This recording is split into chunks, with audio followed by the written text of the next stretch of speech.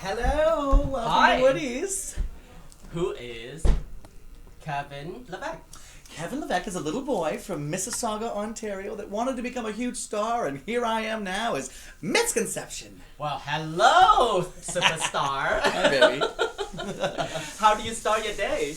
Woo, girl. How do I start my day? Well, I start my day from picking up the old drag on the floor. That's how I start my day.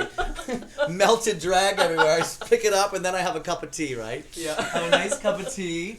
And then, I start planning the shows and thinking of crazy ideas. What is the most interesting thing that you have to do on stage? The most interesting thing that I've had to do on stage, probably has to be when we raised a whole bunch of money for, I believe it was Movember, and we had to shave Alfredo's face and his hair off on stage, and I was so scared because I thought I was going to cut him, and all these people around were watching the show, and they were just like, yeah, cheering me on. I was like, oh god, I felt like Sweeney Todd. Who is your favorite diva? Oh god. Well, if anyone knows me, my favorite diva is Celine Dion. Because I'm the greatest singer in the world, eh? You'll know me and my father, I mean my husband. Oh. I love Celine so much. She's been my favorite diva since I was actually 10 years old. What exciting thing about drag in the Canadian right now?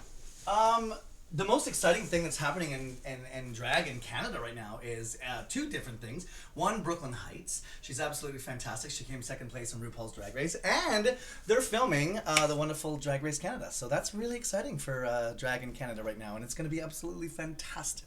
That's huge. Huge. Beyond huge. What's your best compliment you ever received? Oh my.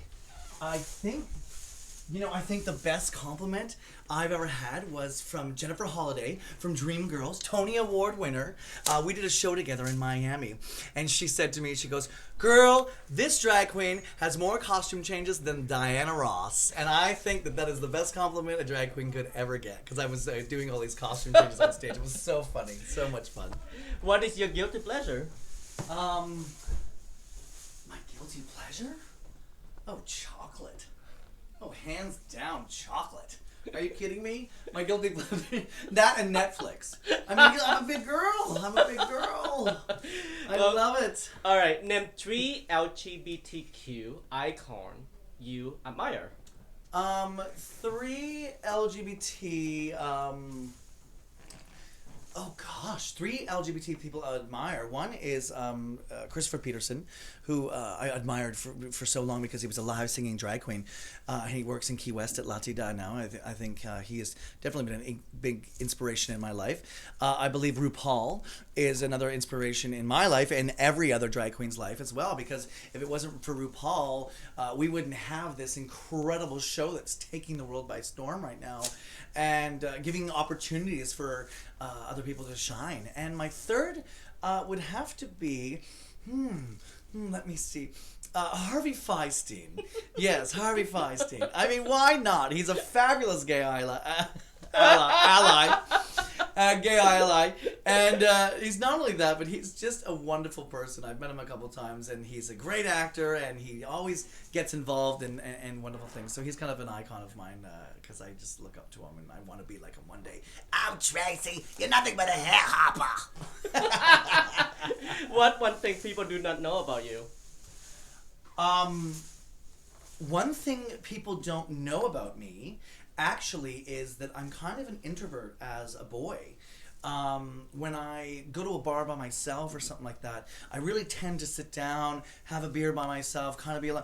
I'm not that type of person to walk into a bar by myself and kind of mingle right away. It's really weird. It's because when I'm Misconception, I'm completely like, yeah, I walk into a bar and I'm just like, yeah, girl, here it is, So it's weird how that.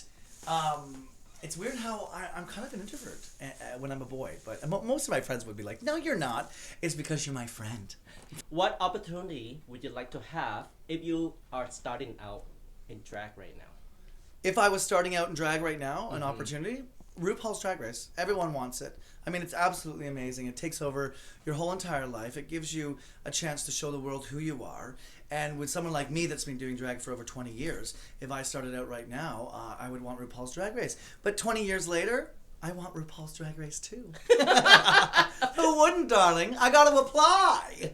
Absolutely. All right, so we're going to go into the rapid fire question. Ooh, God, I hate these. Oh, maybe we should sit down for this one. All right. Let's sit down. All right. Are you ready? All right, I'm ready. Let's do it. Wine. Red wine. Boozy. Furry. Furries, I love furries. They're cute. Audition. Fabulous. Diamond. Are forever. Creative. Not so creative. Glamorous. Glamorous. Over the top. Thank you, Missy. Thank you, baby. Ciao. Bye.